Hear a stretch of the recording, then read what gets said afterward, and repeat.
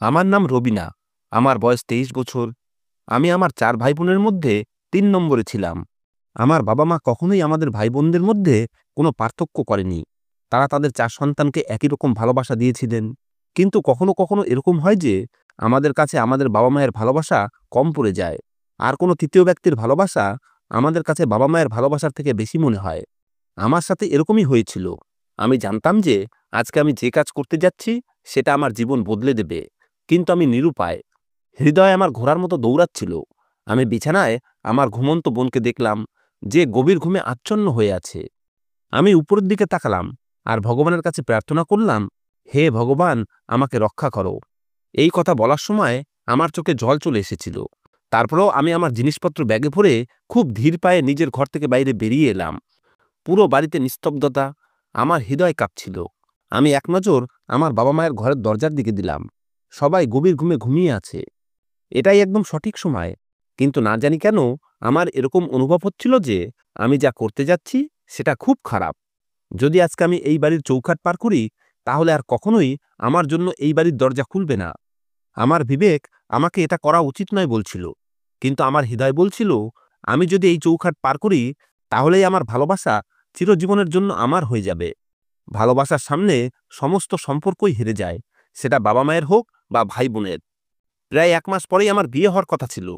আর আজকে যদি আমি এই বাড়ি থেকে পালিয়ে যাই, তাহলে আমার বাবা-মায়ের খুব বদনাম হবে। লোকজন তাদেরকে কথা শোনাবে। কিন্তু আজকে আমি তাদের কথা ভেবে নিজের খুশি নষ্ট করতে পারব না। এটাই চিন্তা করে আমি দরজার কাছে এসে খুব সাবধানে দরজা খুললাম। এরপরে পিছনে ফিরে দেখলাম সমস্ত ঘরের দরজা এখনো বন্ধ। আমি গভীর নিঃশ্বাস নিয়ে খুব ধীরে ধীরে নিজের জিনিসপত্র বাইরে রাখলাম। তারপরে আবার একবার ফিরে দেখলাম। আমার পুরো শৈশব কৈশোর আমার চোখের সামনে কোনো সিনেমার মতো চলতে লাগলো। এই সময়টা আমি খুব ভাবুক হয়ে উঠেছিলাম। কিন্তু আমি নিরুপায়। আমি ভগবানের নাম নিয়ে ১ম পা এই বাড়ি থেকে বাইরে বের করলাম। এরপরে খুব সাবধানে দরজা বন্ধ করলাম আর বাড়ির দিকে তাকিয়ে বললাম, বাবা-মা, আমাকে ক্ষমা করে দিও। আমি তোমাদের কাছে ভালো মেয়ে হওয়ার জন্য নিজের ভালোবাসা ছাড়তে পারবো না। এটা বলেই আমি নিচে নেমে রাস্তায় এলাম। সামনেই রাহুল গাড়ি নিয়ে দাঁড়িয়ে আছে। আমি খুশি হয়ে তার দিকে দেখলাম। ওর সঙ্গে আমার ভবিষ্যৎ জীবন খুব সুন্দর কাটবে। রাহুল আমাকে সেই সব দিতে পারবে যেটা আমার বাবা-মা আমাকে ২৩ বছরেও দিতে পারেনি। রাহুল আমাকে প্রায় সমস্ত দুনিয়ার খুশি শুধু ৬ মাসেই দিয়েছে। ও আমাকে সেই সমস্ত জিনিসের সাথে পরিচয় করিয়েছে যার ব্যাপারে আমি কিছুই জানতাম না। হ্যাঁ, আমার কষ্ট হচ্ছিল। আমি ২৩ বছর নিজের বাবা-মায়ের সাথে কাটিয়েছি। তাদেরকে ছেড়ে যাওয়া সহজ ছিল না। কিন্তু আমাকে নিজের ভালোবাসার জন্য যেতেই হবে। যখনই আমি ওর গাড়ির কাছে এলাম, তখন ও তাড়াতাড়ি গাড়ির বাইরে এসে আমার জিনিসপত্র পিছনের সিটে রাখল আর আমাকে তাড়াতাড়ি করে বসার জন্য বলল। আমি তাড়াতাড়ি করে ওর পাশের সিটে বসে পড়লাম আর ও খুব জোরে গাড়ি চালিয়ে দিল। আমার হৃদয় হালকা হালকা ধুকধুক করছিল। আমি রাহুলের দিকে তাকিয়ে ঘাবড়ানো আওয়াজে বললাম, রাহুল, আমার খুব ভয় করছে। আমার মনে হচ্ছে যে সকালবেলা বাবা পুলিশে অভিযোগ করবে। তখন কি হবে? আমার কথা শুনে রাহুল হেসে উঠল আর আমার দিকে তাকিয়ে বলল, জান, চিন্তা করছো কেন? তোমার রাহুল আছে তো, সবকিছু ঠিক করে দেবে। ওর হাসিতে না জানি কেন আমার একটা খারাপ অনুভব হচ্ছিল। আমি ওর দিকে তাকিয়ে আবার একবার বললাম, রাহুল, একটা কথা বলবো? ও মাথা নাড়িয়ে অনুমতি দিলে আমি ওর দিকে তাকিয়ে বললাম, এখন আমরা কোথায় যাব? কোনো হোটেলে না অন্য কোথাও? আমার কথা শুনে ও অবাক হলো আর অদ্ভুত স্বরে আমাকে বলল, হোটেলে যাওয়ার মতো চেহারা আছে তোমার? ওর এই কথা শুনে অপমানের অনুভবে আমার মুখ লাল হয়ে গেল। আমি ওর দিকে আশ্চর্য চোখে তাকিয়ে রইলাম যে ও কি ধরনের কথা বলছে আমাকে। যখন ওর নিজের বলা শব্দের অনুভব হলো, তখন ও আমার দিকে তাকিয়ে বলল, আরে পাগল, আমার কথার মানে ওটা ছিল না। ও আরো বলল, সুইটহার্ট, এত উদাস হচ্ছ কেন? তুমি হোটেলে নিয়ে যাওয়ার মতো মেয়ে নাকি? তুমি তো আমার বউ হবে। ওর কথা শুনে আমার চোখে জল চলে এলো। এক মুহূর্তের জন্য তো আমার হৃদয় ভারাক্রান্ত হয়ে গেছিল। কিন্তু এখন ওর কথা শুনে আমি সন্তুষ্ট হলাম। আমি গভীর নিঃশ্বাস নিলাম আর রাহুলের দিকে তাকিয়ে বললাম, একটা কথা মনে রেখো রাহুল, আজকে আমি তোমার কথা ভেবেই সমস্ত সম্পর্ক ছেড়ে চলে এসেছি। আমাকে কখনো কষ্ট দিও না। আমার কথা শুনে ও হেসে আমার দিকে তাকালো আর আমার হাত ধরে নিজের ঠোঁটে লাগিয়ে বলল, জীবন চলে যাবে, কিন্তু তোমার সাথ আমি মরার আগ মুহূর্ত পর্যন্ত ছাড়ব না। এটা নিয়ে তুমি নিশ্চিন্তে থাকো। ও এই কথাগুলো তো বলছিল, কিন্তু ওর চোখে আমি প্রেমের ঝলক দেখতে পাচ্ছিলাম না। হয়তো আমি নিজের পরিবারকে ছেড়ে এসেছিলাম, এই কারণে কিছুটা অসুরক্ষিত ছিলাম। তাই হয়তো আমি বুঝতে পারছিলাম না। তাই আমি চুপচাপ জানালা দিয়ে বাইরে দেখতে লাগলাম। আমার চোখে বারবার জল চলে আসছিল, হৃদয়ে কেমন অনুভব হচ্ছিল। একটা লম্বা রাস্তা পার হওয়ার পরে গাড়ি একটা বাড়ির পিছনে গিয়ে থামল, আর আমি চোখ উঠিয়ে দেখলাম এটা রাহুলের বাড়ি। আমি গভীর নিঃশ্বাস নিয়ে নিজেকে একটা নতুন পরীক্ষার জন্য তৈরি করে নিলাম। না জানি রাহুলের বাড়ির লোকেরা কেমন হবে। রাহুল গাড়ি থেকে বাইরে বের হলো, আর আমাকেও গাড়ি থেকে বাইরে বেরোতে বলল। এরপরে রাহুল গভীর নিঃশ্বাস নিয়ে আমার হাত ধরে বাড়ির মধ্যে প্রবেশ করল। রাত প্রায় ৩টা বাজতে চলেছে। আমাদের বাড়ির মতো ওদের বাড়িতেও নিস্তব্ধতা বিরাজ করছিল, কিন্তু আমি জানতাম না আজকের এই নিস্তব্ধতা আমার জীবনকেও নিস্তব্ধ করে দেবে। রাহুল আমাকে সোজা নিজের ঘরে নিয়ে গেল। আমি রাহুলের দিকে তাকিয়ে বললাম, রাহুল, আজকে আমরা কিছুই করব না। তুমি বিছানায় শুয়ে পড়ো, আর আমি সোফায় ঘুমিয়ে যাচ্ছি। কালকে আমাদের বিয়ে হয়ে যাবে, আর তারপরে।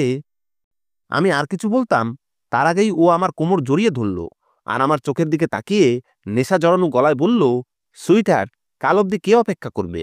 আজকে রাতেই সবকিছু করতে দাও। এমনিতেও তো কালকে তুমি আমার বউ হয়ে যাবে। এটা বলেই ও আমার ঠোঁটের দিকে নিজের ঠোঁট নিয়ে আসতে লাগলো, কিন্তু আমি ওর ঠোঁটের উপরে হাত রেখে মাথা নাড়িয়ে বললাম, না রাহুল, একটু বোঝার চেষ্টা করো। আমি এখন তোমার সাথে কিছুই করতে পারবো না।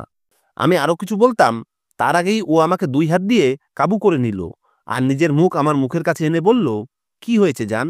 আমিই তো কালকে তোমার কাছে আসব, তাহলে আজকে কেন নয়? আমার নিজের মন মেজাজ ভালো ছিল না।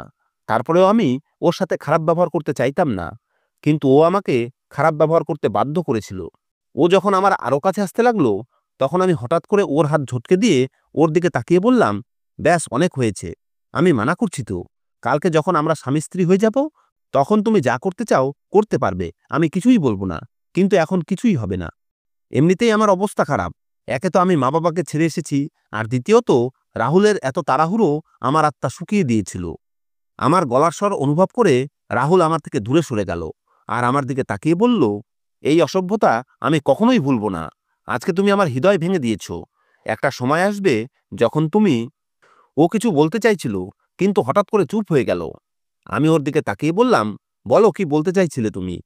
রাহুল, আমি বুঝতে পারছি না তুমি এটা কি ধরনের ব্যবহার করছো। গাড়ির মধ্যেও তুমি আমার সঙ্গে এই ধরনের কথা বলেছিলে, আর এখনও। আমি আর কিছু বলতাম, তার আগেই ও আমার কাছে এসে আমার দিকে তাকিয়ে বলতে লাগলো, দেখো, ঝগড়া করো না, শুধু শুধু সম্পর্ক খারাপ হয়ে যাবে। ঘুম আসছে তো তোমার, যাও শুয়ে পড়ো। সকালবেলা তোমাকে মায়ের সঙ্গে দেখা করাবো, আর তারপরে দুজনে বিয়ে করে নেব। এরপরে তোমার আমার কাছে আসতে কোনো আপত্তি থাকবে না, তাই না? আমি মাথা নাড়িয়ে দিলাম, আর চুপচাপ সোফাতে গিয়ে বসে পড়লাম। আমার চোখের সামনে বারবার আমার মা বাবার চেহারা ঘুরছিল। আমার বাবা মা বিশ্বাস করত যে আমি খুব ভালো, কখনোই নিজের বাবা মাকে ধোকা দেব না, আর না তো তাদের মাথা কখনো নিচু হতে দেব। কিন্তু যে কাজ আমি করেছি, তাতে আমি জানতাম যে আমার বাবা মা ভেঙে পড়বে। ১ মাস পরেই আমার বিয়ে, আর এই কারণেই আমি এই কাজ করতে বাধ্য হয়েছিলাম। কিন্তু এখন আমার বাবা মায়ের কথা খুব মনে পড়ছিল। ভগবান না করুক আমার এই ভুলের জন্য তাদের সাথে যেন কিছু না হয়। এইসব ভেবেই আমি খুব টেনশনে ছিলাম। কিছু সময় পরে রাহুল বাথরুম থেকে বাইরে এলো, আর আমার দিকে না তাকিয়েই বিছানার মধ্যে শুয়ে পড়ল। রাহুলের সাথে আমার এই রকম খারাপ ব্যবহার করা উচিত হয়নি। এক মুহূর্তের জন্য এটা আমার মনে হলো, আর আমি ওর কাছে ক্ষমা চাইতে যাওয়ার জন্য নিজের জায়গায় দাঁড়িয়ে গেলাম। কিন্তু আবার আমি সঙ্গে সঙ্গে নিজের মাথা নাড়ালাম। এখনই ক্ষমা চাওয়ার মানে হলো ওর সাথে বিয়ে না করেই বাসর রাত কাটানো।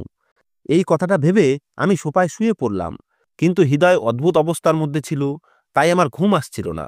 বারবার চোখে জল আসছিল, বাবা মায়ের চেহারা চোখের সামনে ঘুরছিল। এভাবেই সময় কেটে যাচ্ছিল, আর না জানি আমি কখন ঘুমিয়ে গেলাম। সকালের সূর্য অনেকক্ষণ আগেই উঠে গেছিল, কিন্তু আমি গভীর ঘুমে আচ্ছন্ন ছিলাম। হঠাৎ রাহুলের ডাকে চোখ খুলে দেখলাম সামনেই রাহুল দাঁড়িয়ে। আমাকে উঠতে দেখেই রাহুল তাড়াতাড়ি করে বলল, তাড়াতাড়ি করে রেডি হয়ে নিচে মায়ের সঙ্গে দেখা করে আমরা দুজন কোর্টে ম্যারেজ করতে যাব। কোথাও তোমার বাবা পুলিশ নিয়ে আমাদের বাড়িতে এসে না যায়। রাহুলের কথা শুনে আমি হ্যাতে মাথা নাড়িয়ে দিলাম, কিন্তু ও আরও বলছিল যে তুমি যদি আমার বউ হয়ে যাও, তাহলে আমি তাদের সঙ্গে আরও ভালোভাবে মোকাবিলা করতে পারবো, না হলে সমস্যা হয়ে যাবে। ওর তাড়াহুড়োতে আমি ঘাবড়ে তাড়াতাড়ি উঠে বাথরুমের দিকে এগিয়ে গেলাম। আমি জানতাম যে অপেক্ষা করা রাহুলের পছন্দ না, এই কারণে যত তাড়াতাড়ি সম্ভব আমি রেডি হলাম, আর তাড়াতাড়ি করে বাইরে বেরিয়ে এলাম। বাইরে এসে দেখি রাহুল আমার অপেক্ষায় এদিক ওদিক হাঁটাচলা করছে। আমাকে দেখেই ও রেগে বলতে লাগলো, আমি কি বলেছি তুমি বুঝতে পারছো না? তাড়াতাড়ি করে বিয়ে করতে হবে, কিন্তু তুমি বাথরুমে এত সময় লাগাচ্ছ। আমি ওর সামনে দাঁড়িয়ে যাওয়ার জন্য ইশারা করলাম, আর ও তাড়াতাড়ি আমার হাত ধরে নিচের দিকে এগিয়ে গেল। ওর বদলানো রূপ আমাকে ভয় পাইয়ে দিচ্ছিল। তাই আমি একবার ভাবলাম বাড়ি ফিরে যাই, কিন্তু আবার ভাবলাম আমি নিজেই তো বাড়ি ছেড়ে এখানে এসেছি। আমার মা খুব শক্ত টাইপের মেয়ে, সে কখনোই আমাকে এই ভুলের জন্য ক্ষমা করবে না। এরপরে আমরা নিচে এসে দেখলাম ওর পুরো পরিবার বসে আছে। আমাকে দেখেই সবাই চমকে উঠল। এদিকে রাহুল নিজের বড় দাদার কাছে এসে তাড়াতাড়ি করে বলল, সমস্ত ব্যবস্থা হয়ে গেছে তো? ওর দাদা আমাকে দেখতে দেখতে নিজের জায়গা থেকে দাঁড়িয়ে বলল, কমসে কম পছন্দ তো ভালো করতি, কি পছন্দ করেছিস? এটা বলতে বলতে সে বাইরের দিকে চলে গেল। এ কথা শুনে আমি অপমানের অনুভবে লাল হয়ে গেলাম। এই লোকগুলো কেমন আমি বুঝতে পারছিলাম না। রাহুল একবার আমার দিকে ভালোভাবে তাকালো, আর তারপরে আমার হাত ধরে তাড়াতাড়ি করে বাইরের দিকে এগিয়ে গেল। আমি তো ওর মার সঙ্গে দেখা করতে চাইতাম, ওর পরিবারের সাথে দেখা করতে চাইতাম, কিন্তু ও আমাকে এইরকম কোনো সুযোগ দিল না। আমি বসার সাথে সাথে গাড়ি জোরে চালিয়ে কোর্টের দিকে এগিয়ে গেল। ভয়ের চোটে আমার হৃৎপিণ্ড মুখের কাছে চলে এসেছিল। আমি চিৎকার করে বললাম, রাহুল, গাড়ি একটু ধীরে চালাও। কি হয়ে গেছে তোমার? আমরা কোর্টে যাচ্ছি, কবরস্থানে তো নয়। রাহুল আমার দিকে তাকিয়ে বলল, চুপ করো, তোমার বাবা পুলিশে কমপ্লেন করেছে। যদি সে পুলিশ নিয়ে আমার বাড়ি অবধি পৌঁছে যায়, তাহলে মনে রেখো আমি তোমার পা ভেঙে দেব। আমার পুরো শরীর কেঁপে উঠল। আমি জানতাম যে আমার বাবা কিছু না কিছু অবশ্যই করবে, সে চুপচাপ ঘরে বসে থাকবে না। রাহুল আমাকে সোজা কোর্টে নিয়ে গেল। সেখানে সব ব্যবস্থা হয়েই ছিল। আমরা পৌঁছানোর সাথে সাথে আমাদের একে অপরের অনুমতিতে বিয়ে হয়ে গেল। কোর্ট ম্যারেজ হওয়ার পরে যখন আমরা কোর্টের বাইরে বেরোলাম, তখন সামনেই আমার বাবা মা, ভাই বোন সবাই দাঁড়িয়েছিল।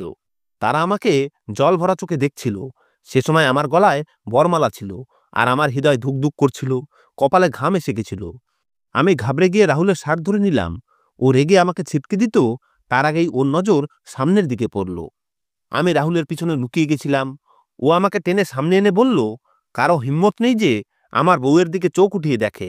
যদি কেউ জবরদস্তি করার চেষ্টা করে, তাহলে আমি তাকে বুঝিয়ে দেব যে রাহুল কি জিনিস। এরই মধ্যে বাবা 2 পা এগিয়ে এলো, আর রাহুলের দিকে তাকিয়ে বলল, আমরা কেউ কখনোই এর ব্যাপারে কথা বলবো না। যে মেয়ের নিজের মা বাবার সম্মানের খেয়াল নেই, তার সাথে সম্বন্ধ রেখে কোনো লাভ নেই। এখানে আমি শুধু আর শুধুমাত্র তোমার বউকে এটা বলার জন্য এসেছি যে আমাদের সাথে তোমার বউয়ের আর কোনো সম্পর্ক নেই। রবিনা আজ থেকে আমাদের জন্য মরে গেছে। এটা বলেই বাবা হাঁটতে লাগলো। যদিও আমি তার কাছে যেতে চাইতাম, তাকে বোঝাতে চাইতাম যে আমি রাহুলকে ভালোবাসি, আমি ওকে ছাড়া থাকতে পারবো না। কিন্তু রাহুল আমার হাত ধরে নিল আর বলল, চলো, অনেক হয়েছে কান্নাকাটি। এটুকু বলেই রাহুল আমার হাত ধরে জোর করে আমাকে টেনে গাড়িতে বসিয়ে দিল। না বাবা, না মা, না ভাই বোন কেউ আমাকে ঘুরেও দেখেনি।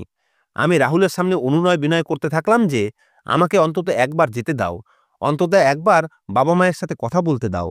কিন্তু সেটা রাহুল হতেই পারে না যে আমার কথা শুনত। রাহুল আমাকে নিয়ে নিজের বাড়িতে এলো। আমার অবস্থা খুব খারাপ। নিজের বাবার কথা শুনে আমি খুব দুঃখ পেয়েছিলাম আর কেঁদেই যাচ্ছিলাম। যদিও রাহুলের এদিকে কোনো ধ্যানই ছিল না। ও তো ব্যাস একটা কথাই বোঝাচ্ছিল যে বাড়ি গিয়ে সমস্ত বড়দের পা ছুবে, সবাইকে সম্মান করবে, বাড়ির সমস্ত কাজ তোমাকে করতে হবে। আমার মায়ের আদেশ যদি তুমি অমান্য করো, তাহলে তোমার সাথে আমার কোনো সম্বন্ধ থাকবে না। এই কথাটা ভালোভাবে নিজের মাথায় ঢুকিয়ে নাও। সে সময় আমার হুঁশই ছিল না। তাহলে আমি রাহুলের কথার কি জবাব দিতাম? আমার দুনিয়া শেষ হয়ে গেছে। আমার বাবা, যে আমার জন্য নিজের জীবন দেওয়ার জন্য তৈরি থাকতো, সে আমার মুখের উপরে বলে গেছিল যে আমি তাদের কাছে সারা জীবনের জন্য মরে গেছি। একটা মেয়ের জন্য এই অনুভব তার আত্মাকে ফালা করে দেওয়ার মতো হয়। গাড়ি এক ঝটকায় থেমে গেল, আর রাহুল আমার অবস্থার দিকে কোনো ধ্যান না দিয়েই আমার হাত ধরে আমাকে জোর করে টানতে টানতে গাড়ি থেকে বাইরে বের করল। আমি খুব অবাক হচ্ছিলাম রাহুলের প্রতিটা বদলানো রূপ দেখে। আমার বিশ্বাস হচ্ছিল না যে এটা সেই লোক যে আমার জন্য জীবন দিতে রাজি ছিল। যদি আমার সামান্য একটু চোটও লাগতো, তাহলে ঘন্টার পর ঘন্টা আমার চিন্তাতে অস্থির হয়ে থাকত। যদি আমার চোখ থেকে এক ফোঁটা জল পড়তো, তাহলে আমার চোখের জলের কারণ খোঁজার জন্য সব সময় আমার পিছনে পড়ে থাকত। কিন্তু এখন সেই রাহুল কোথাও হারিয়ে গেছে। এ তো সেই লোক ছিলই না যাকে আমি ভালোবেসেছিলাম। আমি অনেকক্ষণ ধরে কান্না করছিলাম আর রাহুলের সমস্ত ব্যবহার সহ্য করছিলাম, কিন্তু আমার জন্য এই সব সহ্য করা খুব মুশকিল হয়ে গেছিল। ও আমাকে বাড়ির দরজার কাছে এনেই আমার দিকে তাকিয়ে বলল, ব্যাস, অনেক হয়েছে, আমি আর এই সব কিছু সহ্য করব না। নিজের চোখের জল মুছে ফেলো আর বাড়ির লোকেদের সাথে ভালোভাবে দেখা করো। এরপরে ও আমার হাত ধরে ভিতরে নিয়ে গেল। সামনেই ওর মা বাবা আর দিদি বসেছিল। আমি সবাইকে গিয়ে প্রণাম করলাম। তারা আমাকে তেরা চোখে দেখল। ওর মা আমার দিকে তাকিয়ে বলল, খাবার বানাতে পারো? তার কথা বলার ধরন খুব অদ্ভুত ছিল, কিন্তু আমি হ্যাতে মাথা নাড়িয়ে দিলাম। তখন সে অদ্ভুত নজরে আমার মাথা থেকে পা অব্দি দেখে বলল, তাহলে ঠিক আছে, যাও গিয়ে সকালের খাবার তৈরি করো। আমি অবাক হলাম। সবেমাত্র তো আমার বিয়ে হয়েছে, আর এইসব এত তাড়াতাড়ি! দিন কেটে যাচ্ছিল, আর এইসব লোকেদের বদমাশি দিন দিন বাড়তেই থাকলো। না আমার শাশুড়ি আমার সাথে কথা বলতো, না আমার ননদ। আমার স্বামী তো যেন আমাকে চিনতই না। কয়েক মাস অবধি ও আমাকে দিয়ে নিজের তৃষ্ণা মিটিয়েছিল, আমাকে দিয়ে নিজের মতলব পূরণ করে আমাকে ছেড়ে দিত। গত 15 দিন থেকে আমি এই লোকেদের মুখে একটাই কথা শুনতাম যে এই মেয়েটা বাজ, এ এখন অবধি আমাদের ছেলেকে খুশির খবর শোনাতে পারেনি। আমি অবাক ছিলাম যে সবেমাত্র আমাদের বিয়ের 3 মাস হয়েছে। একদিন আমার ননদ আমার মুখের উপরে কথা শোনাচ্ছিল যে বিয়ের এতদিন হয়ে গেছে, এখন অবধি আমাদের বাড়িতে তুমি খুশির খবর শোনাতে পারনি। একটা মেয়ের জন্য এই কথা খুব অপমানজনক হয়। এখন আমি ক্লান্ত হয়ে গেছি, আর কতদিন অবধি আমি এই লোকেদের কটু কথা শুনতাম। তাই আমি রেগে গিয়ে বললাম, ব্যাস অনেক হয়েছে, আর আমি তোমাদের কথা সহ্য করব না। আমিও একটা মানুষ, এটা তোমাদের বুঝতে হবে। আমার বিয়ের কয়দিনই বা হয়েছে, এত তাড়াতাড়ি কোনো মেয়ে মা হয় না। কিছুদিন তো অপেক্ষা করো। আমার এটা বলার সাথে সাথেই বাড়িতে হাঙ্গামা শুরু হয়ে গেল। আমার বরকে ডাকা হলো, আর ও আমাকে জানোয়ারের মতো মারতে শুরু করলো। আমি অবিশ্বাসের চোখে রাহুলকে দেখছিলাম। আজকে আমি বুঝতে পারলাম যে মা বাবার চোখের জল কখনোই বেকার যায় না। যদি তারা তোমার কারণে কাঁদে, তাহলে তোমার পুরো জীবন শেষ হয়ে যাবে। আমার সাথেও এরকমই হয়েছিল। আমি একদমই নিঃসঙ্গ হয়ে গেছি। আমার আগে পিছে কেউ নেই। সময় কেটে যাচ্ছিল। আমার বিয়ের 6 মাস হয়ে গেল, কিন্তু আমি এখনো প্রেগনেন্ট হতে পারিনি। এখন আমি সবসময় এই জিনিসটার চিন্তায় অস্থির থাকতাম। রাতভর রাহুলের অসভ্যতার শিকার হতাম, আর সকালবেলা বাড়ির সমস্ত কাজ করতে থাকতাম। আমার জীবন এখন জঘন্যের থেকেও জঘন্য হয়ে গেছে। শেষ পর্যন্ত রাহুল নিজের মায়ের কথা শুনে পুরো পরিবারের সামনে আমাকে ডিভোর্স দিয়ে আমার হাত ধরে আমাকে বাড়ি থেকে বের করে দিল। সে বলছিল যে আমি একটা বাজ মহিলা, আর ও একটা বাজ মহিলার সাথে থাকতে পারবে না। আমি ওর পায়ে পড়ে অনেক অনুনয় করেছিলাম যে আমি নিজের চিকিৎসা করাবো, যা করতে হয় করব, কিন্তু আমাকে ডিভোর্স দিও না। কিন্তু ও আমার একটা কথাও শুনল না। আমি এখন রাস্তায় এদিক ওদিক ঘুরছিলাম। সেই রাতটা আমার জন্য খুবই ভয়ানক ছিল। আমি রাস্তায় একলা চলছিলাম, আর একটা মেয়ের জন্য এই সব সহজ না। আমার মন করছিল যে আমি নিজের বাড়িতে চলে যাই, যদিও আমি জানতাম যে আমার বাড়ির লোকেরা আমাকে গ্রহণ করবে না। কিন্তু মনে একটা আশা ছিল যে যাই হয়ে যাক না কেন, রাতের এই সময় আমার বাবা আমাকে বাইরে থাকতে দেবে না। তাই আমি সাহস জোগাড় করে বাড়ির দিকে চলতে শুরু করলাম। কিন্তু আমি কি জানতাম জীবন আমার আরো কত বড় পরীক্ষা নিতে চলেছে। যখন আমি বাড়িতে পৌঁছালাম, তখন এটা দেখে আমার গায়ের লোম দাঁড়িয়ে গেল যে বাড়ির দরজায় তালা লাগানো। বাবা মা কোথায় আমি কিছুই জানতাম না। আমার চোখ থেকে জল ঝরতে লাগলো। আমার মন চাইছিল যে আমি নিজেকে শেষ করে ফেলি। যখন আমি প্রতিবেশী এক কাকিমার কাছে বাবা মায়ের ব্যাপারে জিজ্ঞেস করলাম, তখন সে বলল, তারা তোমার যাওয়ার পরের মাসেই এখান থেকে চলে গেছে। আমার হবু শ্বশুর বাড়ির লোকেরা খুব ঝামেলা করেছিল, কেননা বিয়ে ভেঙে যাওয়া কোনো সহজ ব্যাপার না। আমাদের সাথে সাথে তাদেরও অনেক অসম্মান হয়েছিল। এই কারণেই তারা অনেক ঝামেলা করেছিল। এসব শুনে আমি মাথায় হাত দিয়ে ঘরের সামনে বসে পড়লাম। এ কেমন বিপদ আমার মাথার উপরে এসে পড়েছে। 6 মাস আগে আমি এই বাড়ি ছেড়ে সেই ছেলেটার সাথে গিয়েছিলাম, আর আজকে সেই ছেলেটা আমার সাথ ছেড়ে দিয়েছে। না তো আমার বাবা মা আমার কাছে ছিল, আর না তো রাহুল। অনেকক্ষণ অবধি মাথা নিচু করে বসে থাকার পরে রাস্তার দিকে হাঁটতে শুরু করলাম। আমি ভেবে নিয়েছি যে কোনো গাড়ির সামনে নিজেকে শেষ করে দেব, কেননা আমার কাছে একমাত্র এই রাস্তাটাই খোলা আছে। আমি জানতাম যে যদি আমি বেঁচে থাকি, তাহলে লোকেরা তাদের নোংরা নজর আর খারাপ উদ্দেশ্য নিয়ে আমাকে শেষ করে দেবে। আমি সবে একটা গাড়ির সামনে এসে নিজের চোখ বন্ধ করে নিলাম, কিন্তু সঙ্গে সঙ্গে সেই গাড়িটা ব্রেক চেপে দিয়েছিল। আমি চোখ থেকে যখন হাত সরালাম, তখন দেখলাম সামনেই একজন বয়স্ক মহিলা দাঁড়িয়ে, যে রাগী নজরে আমাকে দেখছিল। সেই মহিলাকে দেখে অনেক ধনী বলে মনে হচ্ছিল। তার ড্রেসই তার অবস্থা বুঝিয়ে দিচ্ছিল। আমি তার কাছে ক্ষমা চেয়ে সরে যাওয়ার চেষ্টা করলাম, কিন্তু সে আমার হাত ধরে নিল আর আমাকে নিজের গাড়িতে বসার জন্য বলল।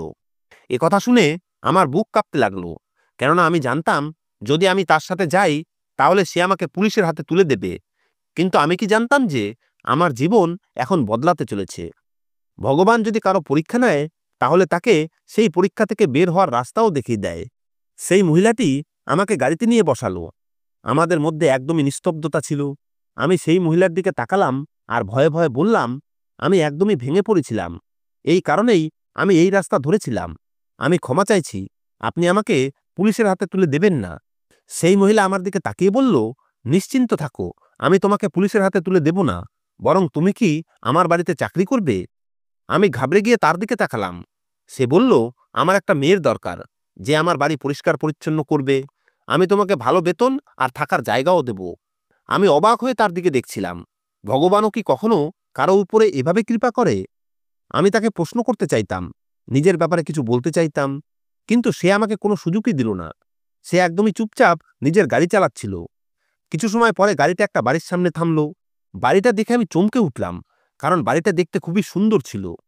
আমি বুঝে গেলাম যে এই মহিলা খুবই ধনী। তিনি আমার দিকে তাকিয়ে বললেন, আমার ছেলে দুবাইতে থাকে, তাই এই বাংলোতে আমি একাই থাকি। এই কথাটা বলার সময় তাকে খুব উদাস লাগছিল। এটা বলেই সে চুপ করে গাড়ি থেকে নেমে গেল। আমিও তার পিছন পিছন এগিয়ে গেলাম। সে আমার দিকে তাকিয়ে বলল, তোমাকে খুব বেশি কাজ করতে হবে না, ব্যাস তোমাকে আমার সেবা করতে হবে আর আমাকে খুশিতে রাখার চেষ্টা করতে হবে। এক মুহূর্তের জন্য আমার এরকম মনে হলো যেন এই মহিলা খুবই দুঃখী, কিন্তু আমি চুপচাপ থাকলাম। সময় কাটতে লাগলো। এখন আমি তার সমস্ত ব্যক্তিগত কাজ করতাম। তার কাপড় আয়রন করতাম, তার জন্য কাপড় বের করে দিতাম, জুতো পালিশ করতাম, তার জন্য নাস্তা বানাতাম। আমি ছাড়া এই বাড়িতে আরও কর্মচারী ছিল। এই বাড়িতে ৪-৫ জন চাকর ছিল, আর মালকিন একজন ছিল, যাকে খুব উদাস মনে হতো, যেন অনেক দুঃখ নিজের ভেতরে লুকিয়ে রেখেছে। আমার জীবনে ধীরে ধীরে শান্তি ফিরে এসেছিল, কারণ আমি এই কাজই নিজের শ্বশুরবাড়িতে করতাম। তারা আমার সাথে জানোয়ারের মতো ব্যবহার করত, কিন্তু এই মহিলা আমার সাথে খুব ভালো ব্যবহার করত। কিছুদিন পরে শেষ পর্যন্ত তিনি আমাকে জিজ্ঞেস করলেন যে আমি কেন আত্মহত্যা করতে চাইছিলাম। যখন আমি নিজের সমস্ত কথা তাকে বললাম, তখন সে আমার মাথায় হাত রেখে আমার দিকে তাকিয়ে বলল, কষ্টের পরে সুখ অবশ্যই একদিন ফিরে আসে, কিন্তু যারা মৃত্যুকে বেছে নেয় তারা খুব বোকা হয়। আমি চুপ হয়ে গেলাম, কারণ আমি এই মহিলাকে নিজের অবস্থা কিভাবে বোঝাবো। এখন এই বাড়িতে আসা আমার অনেক দিন হয়ে গেছে, আর আমি অনেক দিন থেকে একটা জিনিস লক্ষ্য করছি যে রাতের বেলা আমি যখন নিজের ঘরে ঘুমানোর জন্য যাই, তখন আমার এরকম মনে হতো যে সিঁড়ি দিয়ে কেউ উপরে উঠে ছাদের দিকে যায়। আমার ঘর সেদিকেই ছিল, এই কারণে আমি সেই আওয়াজ শুনতে পেতাম, কিন্তু আমি মনের ভুল মনে করতাম। সেই রাতেও যখন আমার চোখ খুলল, তখন আমার মনে হলো কেউ যেন সিঁড়ি দিয়ে ছাদে উঠছে। আমি তাড়াতাড়ি করে বাইরে এলাম, কারণ আজকে আমি দেখতে চাইতাম যে রাতের এই সময় ছাদের উপরে কে যায়। যখন আমি বাইরে বেরোলাম, তখন আমি হতভম্ব হয়ে গেলাম, কেননা উপর দিকে যে যাচ্ছিল সে আর কেউ নয়, বরং আমার মালকিন ছিল। আমি খুব অবাক হলাম যে মালকিন রাতের এই সময় ছাদে কেন যাচ্ছে। আমি ঘড়ির দিকে তাকিয়ে দেখলাম রাত ৩টা বাজে। অনেক সময় অবধি এই দোটানায় ছিলাম যে আমার উপরে যাওয়া উচিত না উচিত না, কিন্তু তারপরে আমি ঠিক হবে না ভেবে ঘরে চলে এলাম। আমি এটাই ভেবে নিলাম যে কালকেও যদি এরকম অনুভব হয়, তাহলে দিনের বেলা তাকে জিজ্ঞেস করব যে আপনি রাতের বেলা ছাদের উপরে কি করতে যান। কিন্তু আমি জানতাম না যে কত বড় সত্যি আমার চোখের সামনে আসতে চলেছে। পরের দিন যখন আমার এরকম অনুভব হলো, তখন আমি তাড়াতাড়ি করে ঘর থেকে বেরিয়ে দেখলাম সেই মহিলা আবারও উপর দিকে যাচ্ছেন। আজকে আমি মনে মনে ভাবলাম যে আমার এই মহিলার পিছনে যাওয়া উচিত। হয়তো এই মহিলা আমাদের কাছে কিছু লুকাচ্ছে আর কিছু খারাপ করছে। আমার খুব ভয় করছিল। রাতের এই সময় একজন মহিলার ছাদে যাওয়া ভয়েরই ব্যাপার। আমি খুব ধীর পায়ে তার পিছন পিছন চলতে শুরু করলাম। যখন আমি ছাদের উপরে পা রাখলাম আর সামনের দৃশ্য দেখলাম, তখন আমার পায়ের নিচ থেকে মাটি বেরিয়ে গেল। আমার এরকম অনুভব হলো যেন আকাশ আমার মাথার উপরে ভেঙে পড়েছে।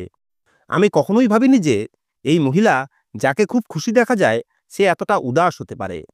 সে আকাশের দিকে তাকিয়ে কান্না করছিল, আর তার দুহাত আকাশের দিকে তুলে জোরে জোরে বলছিল, হে ভগবান, তোমার কাছে সবকিছুই আছে, তুমি চাইলে সবকিছুই দিতে পারো। তুমি শুধু আমার ছেলেকে আমার কাছে ফিরিয়ে দাও, আমি আর কিছুই চাই না। আমি কিভাবে এই কাজের লোকেদের সাথে নিজের জীবন কাটাবো? আমি টাকা পয়সা চাই না, তুমি শুধু আমার ছেলেকে আমার কাছে পাঠিয়ে দাও। তার আকুতি দেখে আমার চোখেও জল চলে এসেছিল। তার কষ্টে ভরা আওয়াজ আমার হৃদয়কে চিরে দিচ্ছিল। আজকে আমার নিজের ভুলের অনুভব হচ্ছিল। যখন আমি নিজের মা বাবাকে ছেড়ে রাহুলের সাথে গিয়েছিলাম, তখন আমার মা বাবাও তো এইরকমই কান্না করেছিল। আমার চোখের সামনে মায়ের স্মৃতি ঘুরছিল।